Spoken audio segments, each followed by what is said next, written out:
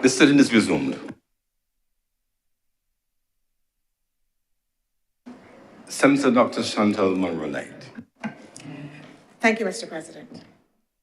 Mr. President, as I rise to contribute to this debate, and in particular to support this appropriations bill, I think that everything that has been said on the floor thus far suggests, Mr. President, that we are having this debate at a particular moment in the transformation of Barbados, in the transitioning process and repositioning process of Barbados. It is a moment, Mr. President, that I believe calls for three important things. It calls for, Mr. President, transformational and inspirational leadership.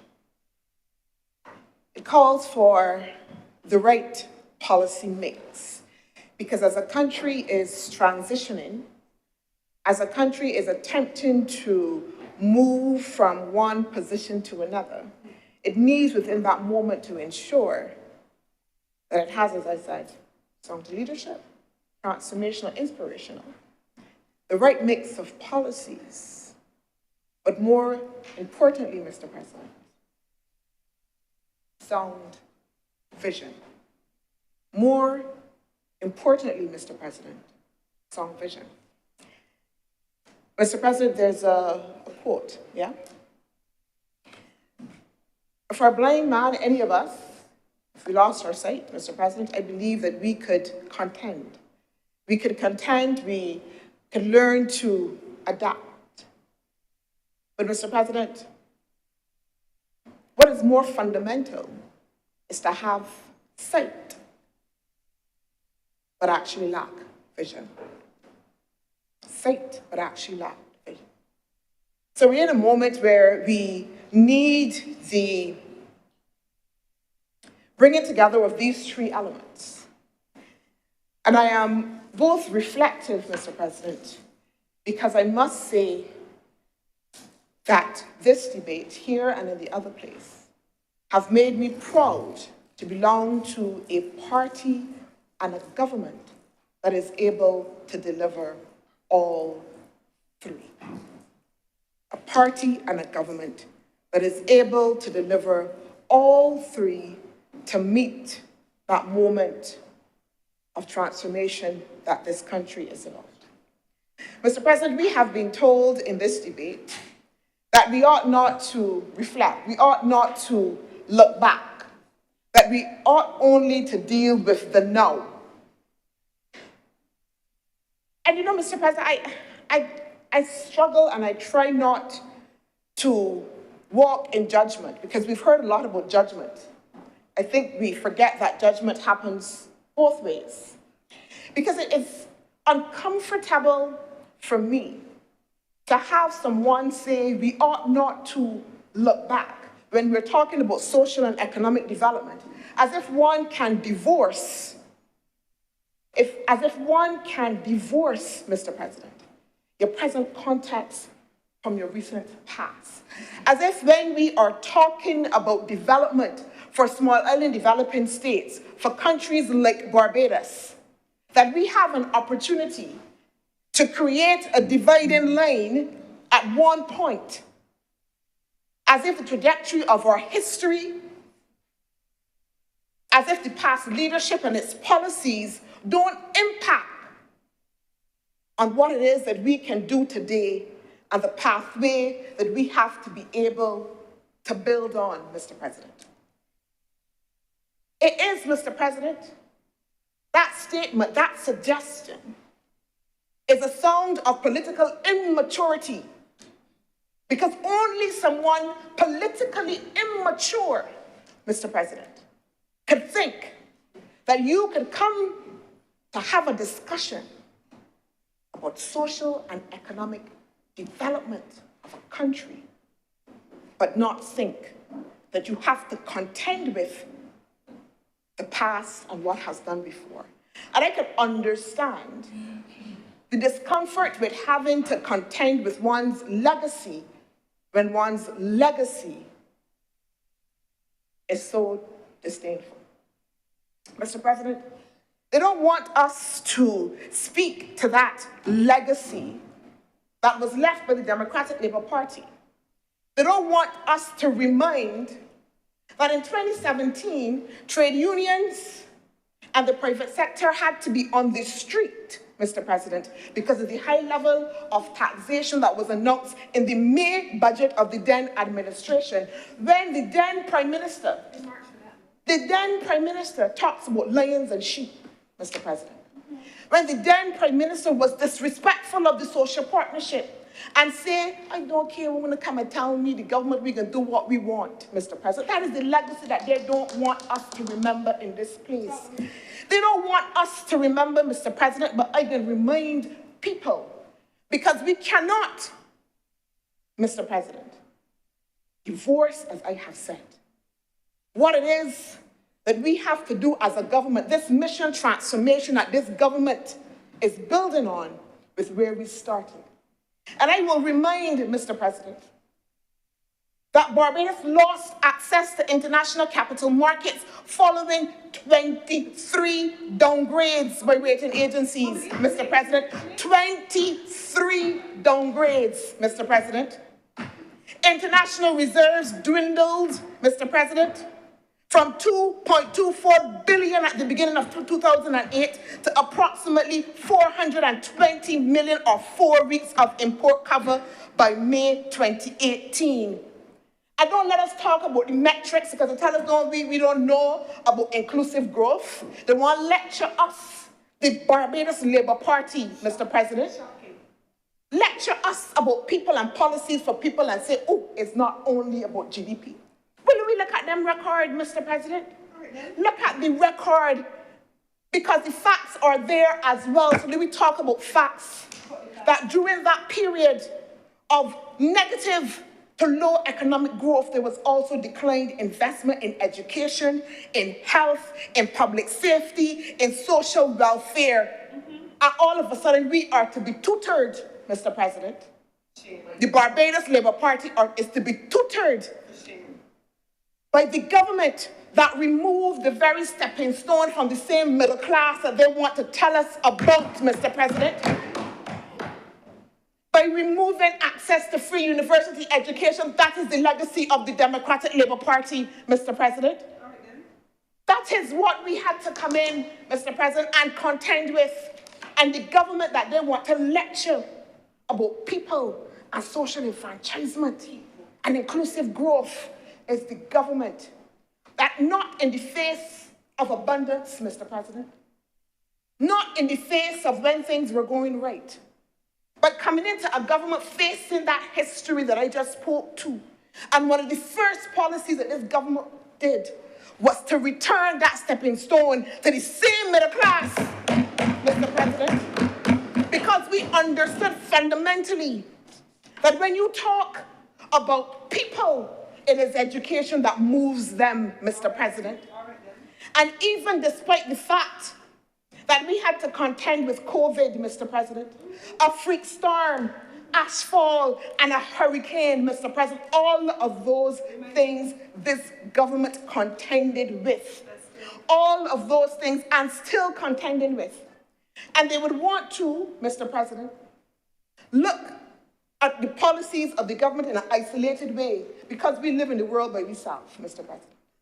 Because Barbados exists only in the 166 square miles. We don't live in a world, Mr. President, where there is war in Ukraine. We don't live in a world, Mr. President, where there is war in Gaza, Mr. President. And all of those things, if you look, Mr. President, I have all the evidence here, and I can quote from Deloitte, Mr. President. I can quote from EY, Mr. President. I can quote from Ernst & Young is EY, the other one, can't even remember the other one name, PwC.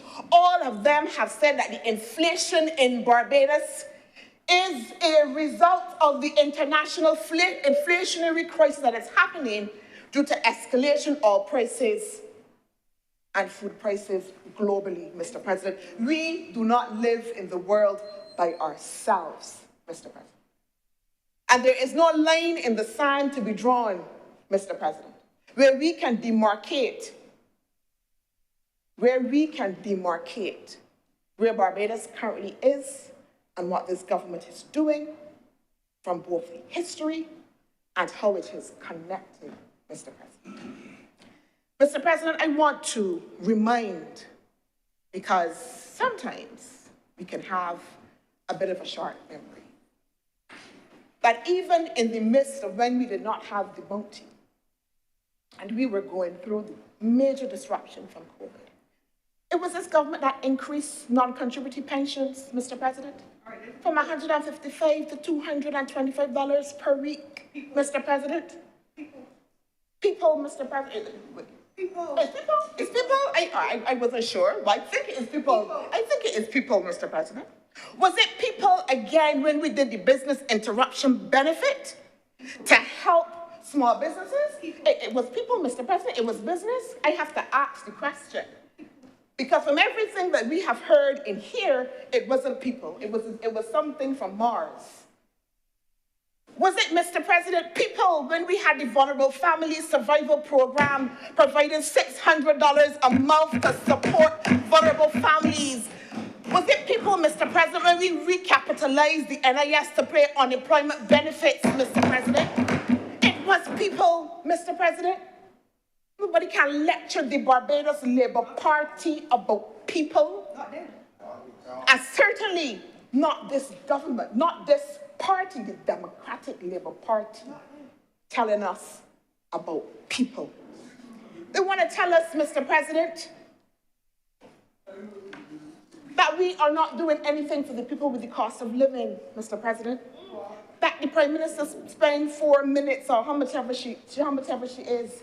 I can go through all of the economic analysis on the budget. I got them all here, pull up on my laptop from every agency that is able to look at the Prime Minister's budget and pull out all of the policies, Mr. President, having to do with people-centered development, having to do with growth, Mr. President, all of them, having to speak to the anti-inflationary policies. You only spent 4 minutes on them, but I could pull out and I could quote 2 paragraphs, Mr. President, if I wanted to, on what they have quoted, Mr. President, about this government's effort at people-centered growth, Mr. President.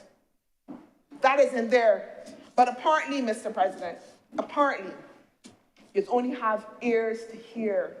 But maybe, Mr. President, didn't hear because what we get, unfortunately from the Democratic Labour Party, is a penchant to grab the headlines with histrionics and shouting and oh, poor me and being the victim.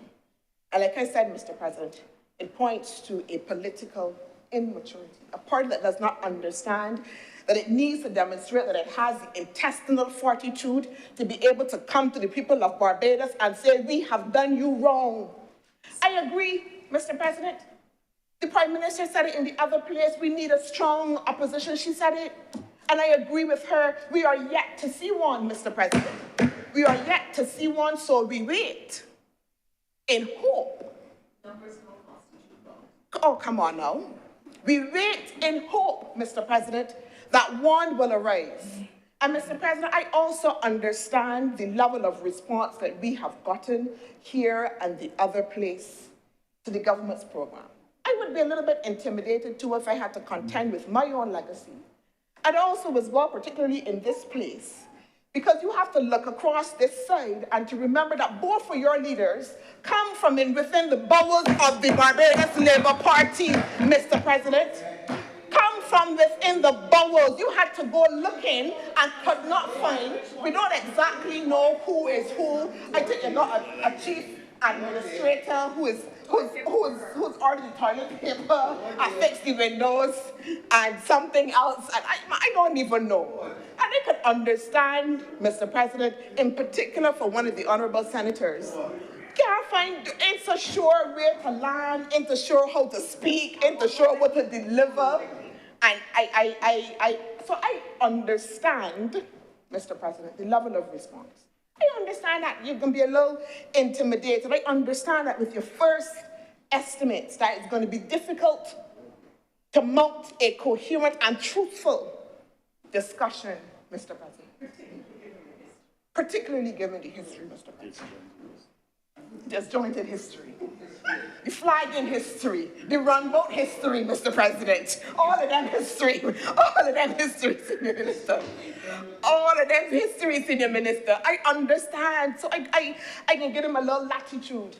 But the Barbadian public deserve better and more. Mr. President, when we talk about the issue of transformation, because we've had a lot of discussion about that, we've been asked, what is the ethos and the development ethos that underpins what we are doing and underpins our programs? And, you know, all of the waxing philosophical. And we have been asked as well, Mr. President, to look at the fact that we have what are said to be contradictions, that we have all of this excellent programming about building climate resilience and all of these things, but there are contradictions, Mr. President. That's what we're told. And again, Mr. President, all of that is very interesting. Because really, when we look at the trajectory of development, when countries are in transition, Mr. President, in transition, because transformation is not a full stop, it is a process. It is a process. And in the process of transformation, of course, you will have discontinuities because old policies will meet new policies on the road to transformation.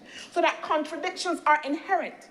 And in fact, economic policy, particularly economic policy, looking at the development trajectories of developing countries, identify that you will have such contradictions. In fact, it is suggested that structural transformation for developing countries inherently have contradictions. Inherently even suggests that one of the big contradictions is the extent that you can have a level of inequality as you do structural transformation, because as you move along that process and as you try to change out one from industrial even to technological, the extent that you can then transform and bring the economy and the people along all at the same time. Mr. President. So what we heard so philosophically and so eloquently, Mr. President, suggested is a basic principle of transformation. How else do you transform? Mr. President, it's like saying, I got a Christian, Reverend Morris, I get saved, and for the day that I get saved, I become more holy. I forget past. I don't got content with the flesh. I forget what Paul tell me about striving every day, Mr. President. I forget all of that, Reverend Morris. It is the process, that is the process of transformation. And that is the process that this government is on. And so in that context, as we move along there, Mr. President, and that is why this program here, and it's interesting, because we want them to be able, as per usual, those that have lacked that vision and don't understand the true nature of transformation, see things only in a silo, Mr. President. So they would want to pick off one or two programs. They would want to speak to what was laid in the other place. But they forget that we had a mission transformation budget in 2023, Mr. President. That's also still part of the agenda. They would want to forget that this government, as well, laid Burke 2.0, which set out the government's agenda, which, Mr. President, for those that want to understand the ethos that we are working towards, said essentially that Burke 2.0 was about creating inclusive, Mr. President, inclusive growth while stabilizing the economy and having a sustainable debt. Inclusive, that's where it started, Mr. President. Because again, no one can look and tell us about how growth is not a sufficient driver or measurement of development. We know that. BERT 2.0 says it. And BERT 2.0 identified the pillars as well upon which we are intending to continue to rescue this economy. And if you look at the pillars of BERT 2.0, Mr. President, you will see that each of the pillars align to the government's program as established. Mr. President, it talks about incentivizing investment in climate-resilient infrastructure and in green transition. And I could talk about the high-level policies, Mr. President, but I ain't gonna talk about the high-level policies because we're talking about people. So I can speak to the provision of the hurricane straps to low-income households. Who them for again? People. Them is people or them is, okay, that's not the same people, the same things that from Mars. Them is people providing hurricane straps to poor income households. I just want to make sure that I am clear, Mr. President. That is people. Mr. President, it says investment in enhanced skills training and education, especially in niche sectors in a high-skilled, to build a high-skilled, knowledge-based economy, digitization, AI, robotics, cybersecurity training. Mr. President, we're talking fast, right? I am pulling the information from where I'm talking fast. Mr. President, this government provided, through the Ministry of Education, training for young people in cybersecurity, Mr. President, but we didn't just provide training for them. We gave them training and we gave them jobs. We had over, I believe it was 102 persons, Mr. President, trained. 99 of them got jobs, Mr. President. 99 of them have jobs, Mr. President. They're getting paid, Mr. President, at $130,000 US is the average salary, Mr. President. No reduced hours, Mr. President. We are doing the same thing with AI, Mr. President. We are doing the same thing with AI, Mr. President. It is artificial intelligence. Thank you very much, Mr. President. Mr. President, this is why we have Coursera, that the government engaged in a relationship with, through the National Transformation Initiative for Coursera, to be able to offer free, Mr. President, free training, Mr. President, and that's for over 45,000 Barbadians. 45,000 Barbadians have been able to be trained, Mr. President, under the Coursera to upskill so that they can be able to transition to new jobs, Mr. President. Reinforce old skills, but also new jobs that are emerging in the market, because we are not planning for the Barbados today, for the people of Barbados today. Vision, Mr. President. We're planning for the Barbados tomorrow. So we have done that investment, Mr. President. Mr. President, in that same NTI program, if everybody would recall,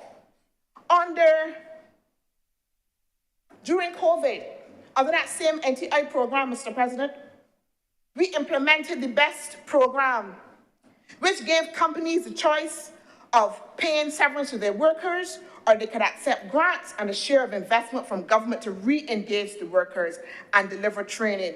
Mr. President, that was worth over $300 million, Mr. President. 15,000 workers and an estimated 32,000 workers in tourism-related jobs and services benefited people. I don't know. I think they're people. I think they're people. They're still workers, but people, Mr. President, particularly women, Mr. President, who were able to get training, Mr. President, and upskill, Mr. President. This is the investment that we are talking about in people. Not just puffing up and beating up, but practical. Let's put the records, Mr. President, side by side. Let's put the records side by side. We are told that the opposition doesn't have to provide solutions because all they have to do is defend. But I've also heard about the notion of new politics. that we're not doing the old politics, and we got a new style opposition. Where are the policies that we can match? Well, I want to know, we are doing people, I'm still searching, Mr. President. I am still searching, Mr. President. We're not doing people, what is your solution, Mr. President? We have not heard it. We have not heard it. The Construction Gateway, Mr. President, program, the Construction Gateway, and Mr. President, I see a little bit of discomfort at the bottom of that table. They got to open up the shirt. They got to open up the shirt, Mr. President. They got to wiggle in the seat because it get a little bit uncomfortable now, Mr. President. Because again, I bring in facts and figures, Mr. President. I bring in facts and figures. I bring in practical examples of programs that this government has done for who? People, Mr. President. Training output, Mr. President. Let me tell you, Mr. President, over 2,840 people trained in the Construction Gateway in preparation for the economic expansion that this government will deliver and has already started to deliver because the Pierhead project starting just now, Mr. President. And we didn't do this yesterday, Mr. President. Listen, and because they say that we just do a Barbados and only belong to the rich, I heard that statement in here. But let me see who the Construction Gateway, Let me get people that train in backhoe operation, Mr. President. Let me bring my microphone. People train to do electrical installation, Mr. President, photovoltaic installation, Mr. President, plumbing, steel bending, textured wall coating application, tiling, welding. Who them is? People.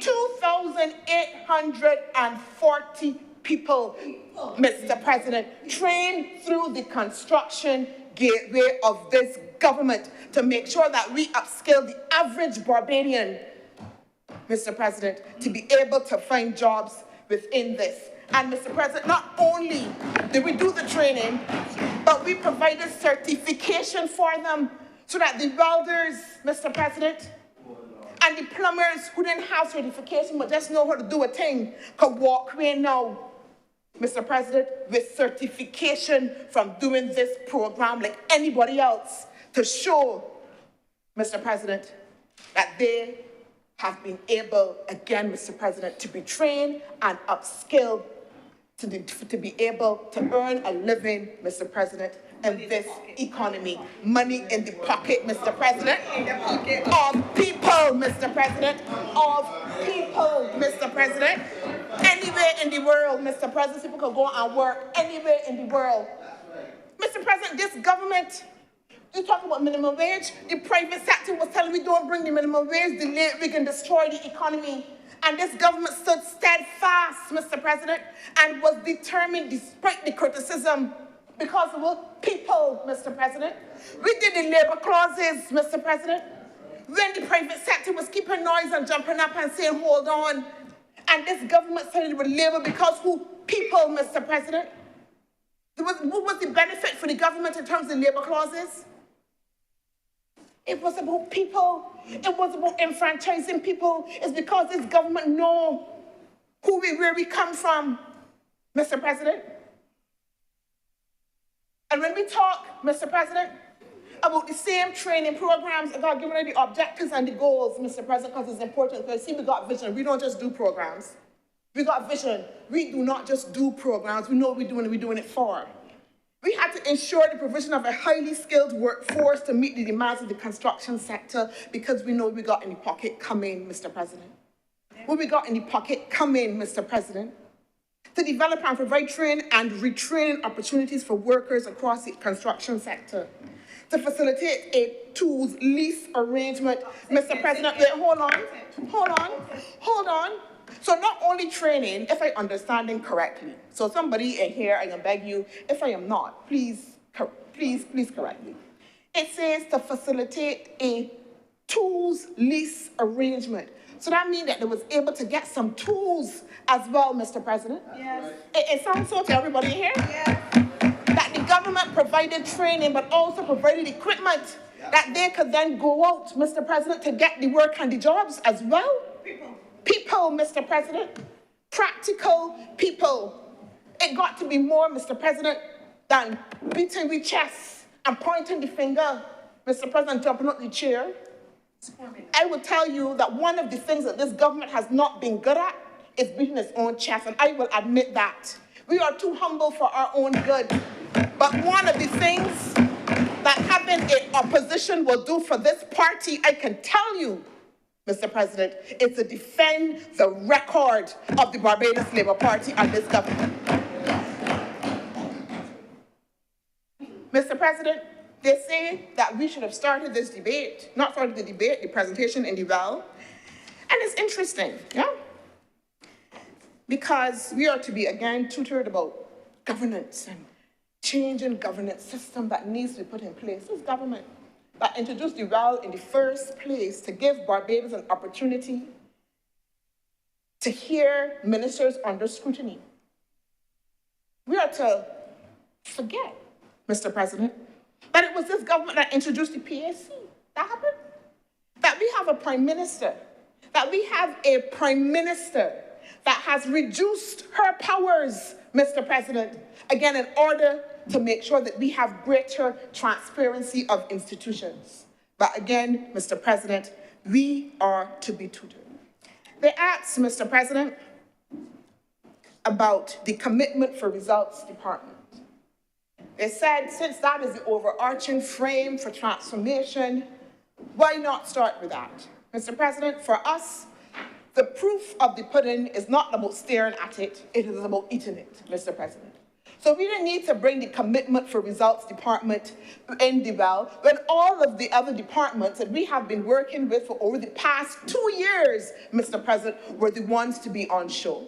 Mr. President, I will inform this chamber and the public that is listening that as we went through internally our estimates process, every single government department that came before the Prime Minister to present the estimates had to show 4 things, Mr. President.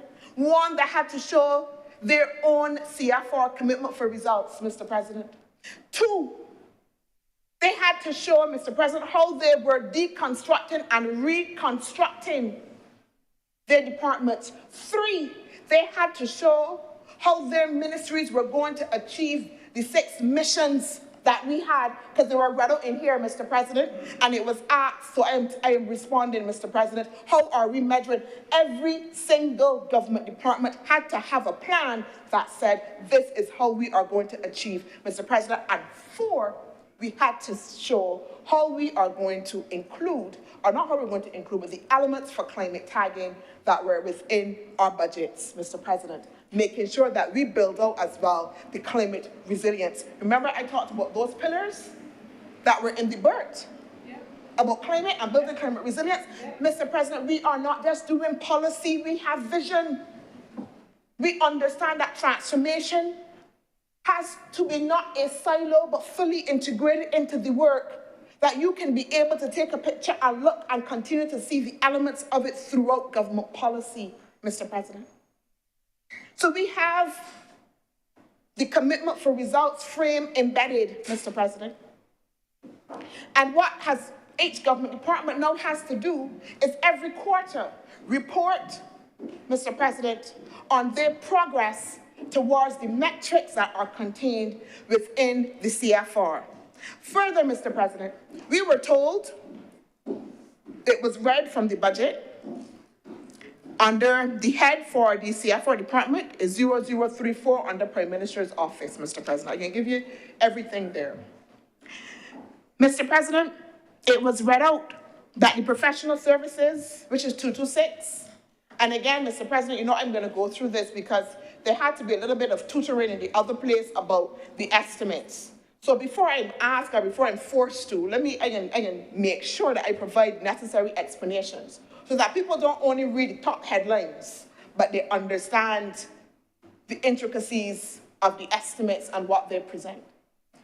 So at 226, at professional services, so we were told that it went up from 100,000 to 500,000 for this financial year, 2024 to 2025. Mr. President, when I came into government in 2022, and I happened to be minister with responsibility for the CFR, you know how much staff the CFR department got, Mr. President? You want to know how much staff the permanent secretary and the minister, which is me. The permanent secretary. See, the minister said, don't count me, so one. That is how the CFR department has been operating from 2022 when I came in to near the end of the last quarter, 2023. So as we build out the program for the CFR department, that $500,000 is not about bringing in heavy name consultants, but it's about delivering, Mr. President. So that $500,000, one, the CFR department, when we started, we were going to use the CFR portal that was advised from the Commonwealth Secretariat, Mr. President. But these Barbadians, we don't beg every time that I want, see something, see the minister, I got call the Commonwealth Secretariat and so somebody open the portal. Something happened, I got wait for them to find somebody, Senator King, to open the portal. So we said no. So we had to build our own. So that took some time for us to build our own. The money that is in here under that Professional Services 226 is what making sure that we can have maintenance, that we can hire an IT professional, Mr. President, in order to be able to maintain that portal. What it will also do, importantly, Mr. President, as you would know, the government has just launched the call center in order to be able to provide citizens is the same thing as people, because if I use big words, you may get a little confused.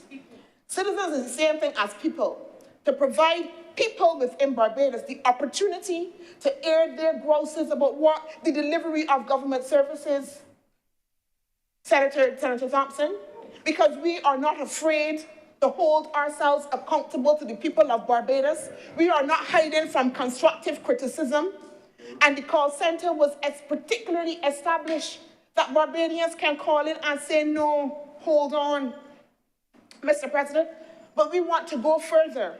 And that $500,000 is going to allow us to be able to devise a system where we integrate across the public service all of the customer complaints mechanisms and then create customer standards, Mr. President, for the entire public service to be more responsive to the people that we serve. That is the $500,000 in there, Mr. President.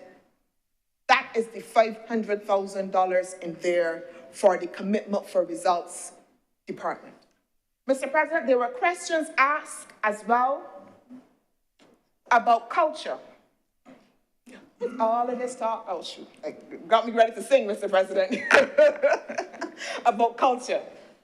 Mr. President, we heard a lot about the measure that was introduced for visual artists, Mr. President. We heard what this needs to do and what it shouldn't be, what it shouldn't do, and all of this other things. Mr. President, I want to advise, and again, because I am part of this government, and we face it, Mr. President, that I completely agree it is not satisfactory that we do not have a national art gallery. I have said that to the visual artists. I would say that publicly, Mr. President, because that is the truth. It's not satisfactory. The government has to be able to deliver on a national art gallery. But even, Mr. President, as we are facing that and fixing it, this government has been working with the visual artists, the Barbados National Arts Council. Again, look at the estimates, don't just read the top lines. We have increased their subvention, Mr. President, from $10,000, Mr. President, from $10,000 to over $30-something thousand that they were not getting before. We have increased it, Mr. President. Mr. President, not only that, we have had over, so I got frightening in here because I don't want to talk off the top of my head. I got to make sure that I do facts and figures, Mr. President. Through the National Cultural Foundation, we have had over, in 2023, 10 art exhibitions curated at the Queen's Park Art Gallery.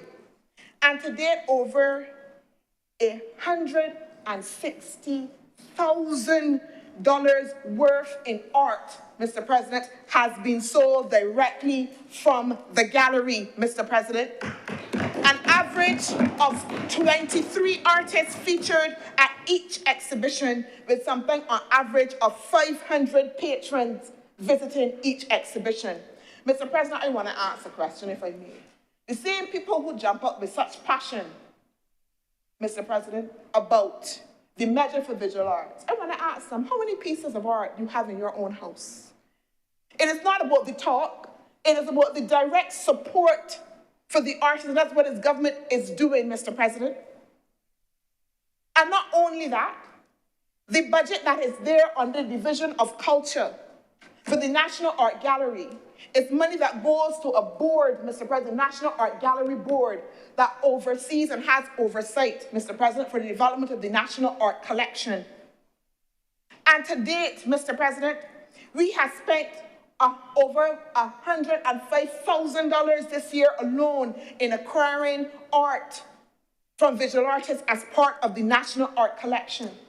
As well, Mr. President, under a project from the Tourism Development Corporation, they will also have a space, a small space, Mr. President, but nevertheless a space that will be developed, Mr. President, for visual artists.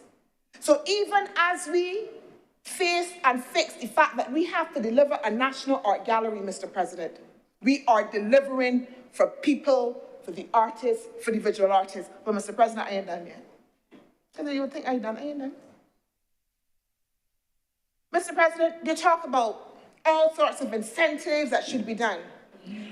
Mr. President, I don't know if many people know that there is a Cultural Industries Act. That Cultural Industries Act was passed, Mr. President, in 2013 under the Democratic Labour Party.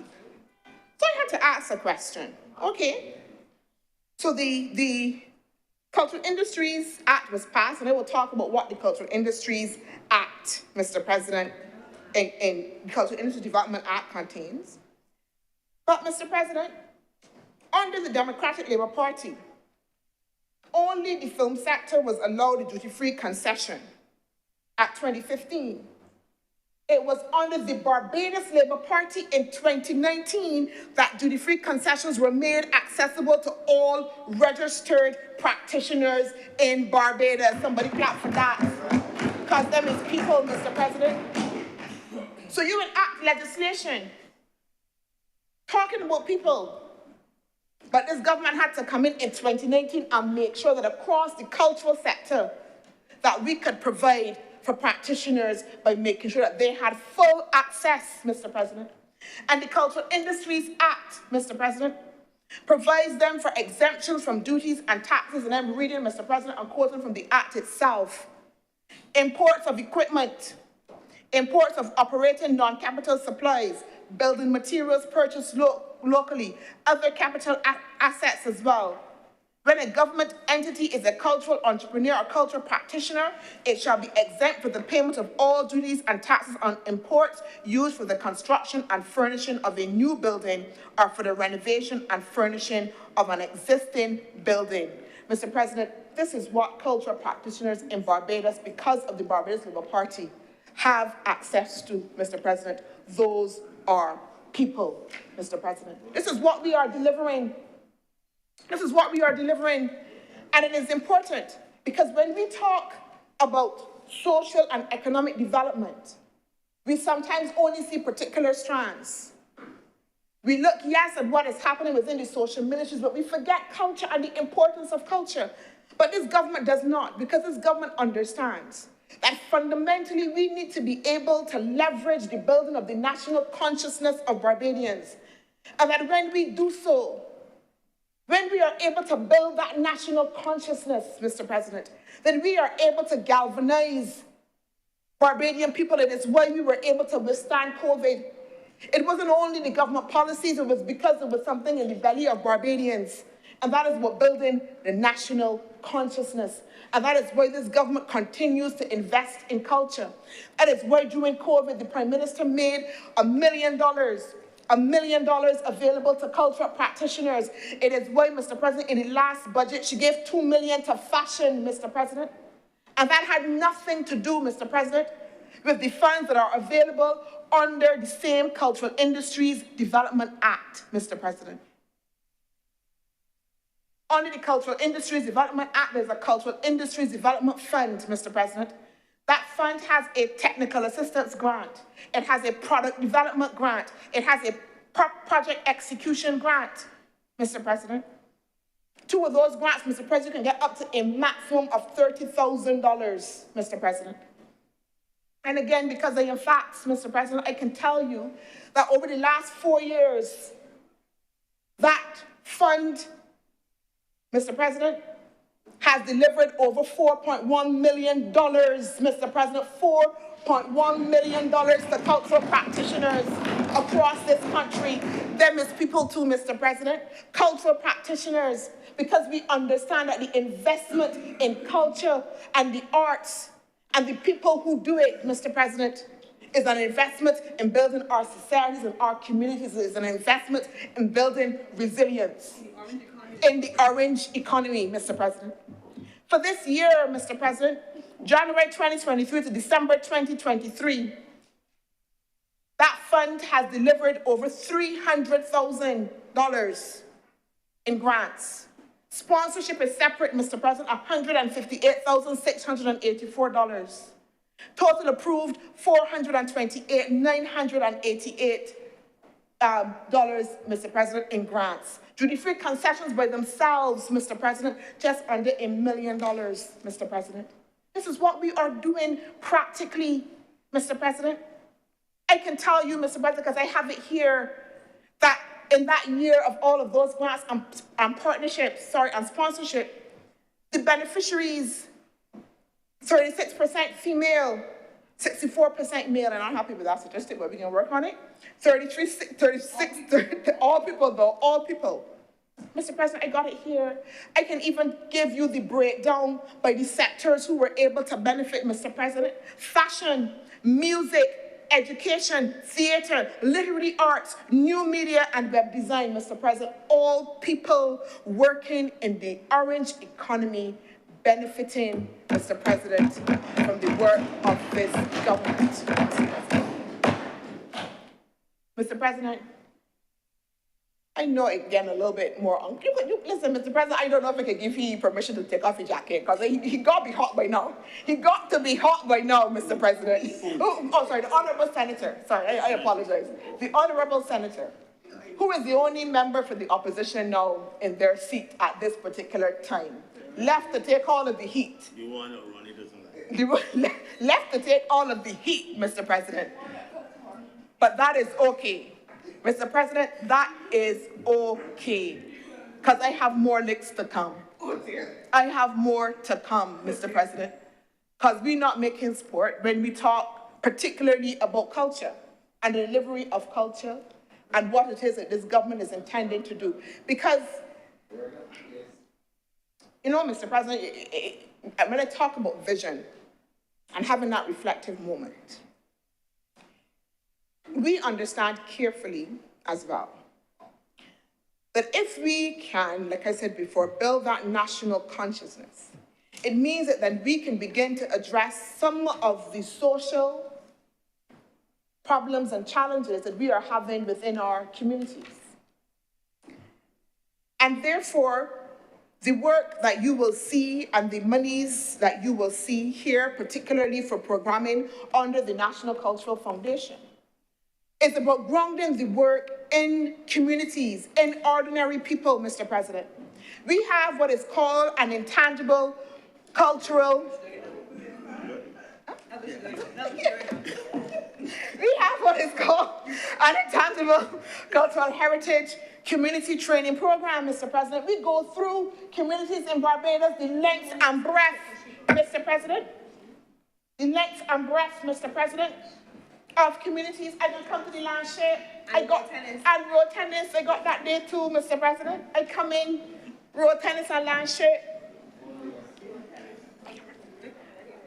So, Mr. President, we had the ICH community training program, Mr. President. I will tell you, Mr. President, we trained over 486 people, Mr. President, from all over Barbados in every community. Right now, It is the last of the third in a series of community drama programs when we are taking ordinary Barbadians, Mr. President, to teach them not only, Mr. President, to act, because we don't just want them only to act, we're teaching them the whole spectrum of how to do theater.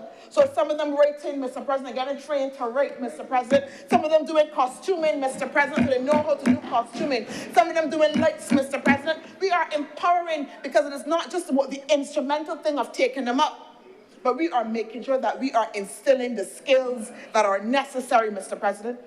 Mr. President, we did a Landship teacher certification program. I'm coming to my Landship now, Mr. President.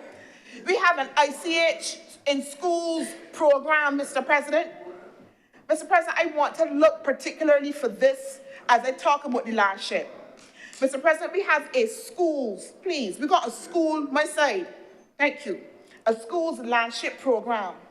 Mr. President, we trained 232 students at 7 primary schools and 98 students at 5 secondary schools, trained in all aspects of Landship movement last year, Mr. President. This year, we are going to deliver 150 students at 5 primary and secondary schools each, Mr. President. And they are performing out, Mr. President, because we understand the importance of cultural heritage. And that is why this government, Mr. President, is seeking to make sure that internationally through UNESCO, that we will inscribe for urgent safeguarding Landship, Mr. President, because it is ours. It is one of the own indigenous forms or forms that we have, and we have to make sure that it does not die out. So we have agreed, the cabinet recently, to make sure that we will have this inscription.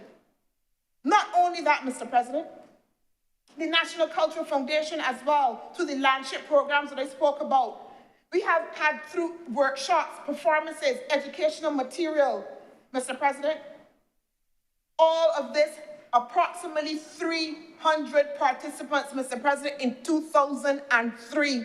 That is the investment that we are making, Mr. President. And not in 2023. And not only Landship, further we are inscribing road tennis, Mr. President.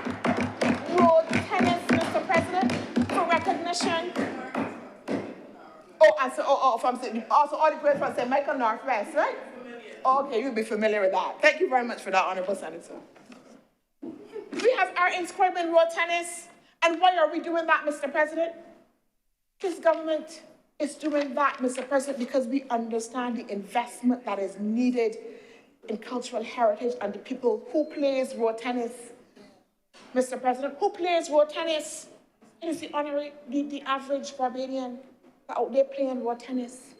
And we are making sure that these elements of our culture are going to be held in the highest esteem, and that's why we have taken them, Mr. President, to the UN to make sure that there is recognition, Mr. President, for these things.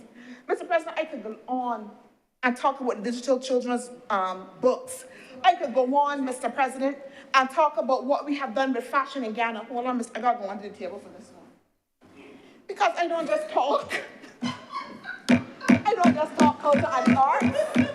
I don't just talk culture and the arts, Mr. President. I have an engagement, Mr. President, later on.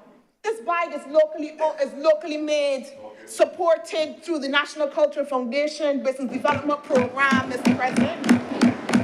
The necklace I got on, orange bag from Orange Economy, the necklace I got on, Mr. President. The necklace I got on, local businesswoman supported through the National Cultural Foundation, Mr. President. That is what we are doing when you talk about business for people.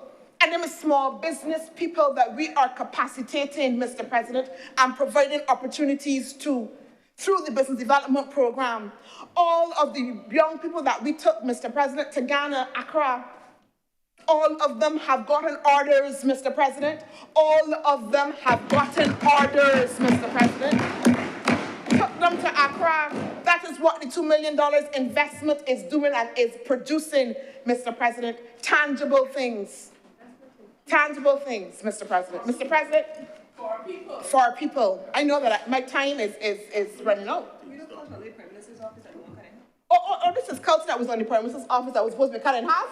Senator King, this is culture that was under the Prime Minister's office. That was recommended by the leader of the opposition to be cut. And they want to come, Mr. President, and tell us about people value the orange economy, beat their chests and cry out that the concession is enough, Mr. President. But cut it, cut the money, cut the money. Cut the money for the people, cut the money for my friend, the lady who did this bag, Mr. President. But she loves small business, Mr. President. This young girl who made this chain, Mr. President, she just happened to be my namesake. She named Chantal too. This is what she does full time, Mr. President. This is her job full time. So this is what we would have been imperiling because we just want to take a pen. We just want to take a pen because we don't have vision, Mr. President. We don't understand value, Mr. President. We don't understand how to make the transformative investment in people. Because this government understands that when we do that, and particularly for women, that when we do that investment for women, we empower households, Mr. President. We empower communities, Mr. President. Mr. President, as I wrap, I want to commend this appropriations bill. I commend this appropriations bill, Mr. President. Yes, I'm on the government side. But I heard from the honorable senators in here, from a couple of them, that delivered sensible presentations. That this process should be seen as one of about national development. That we should focus not on the politics of this thing, but that we should focus on the people and what is best for the people. And I ask all of them to put aside the political immaturities, to put aside the lack of intestinal fortitude, and to be able to see the program, the transformative program that the government is doing and producing for the people of Barbados. And if they see that, they will support it, Mr. President. I am obliged.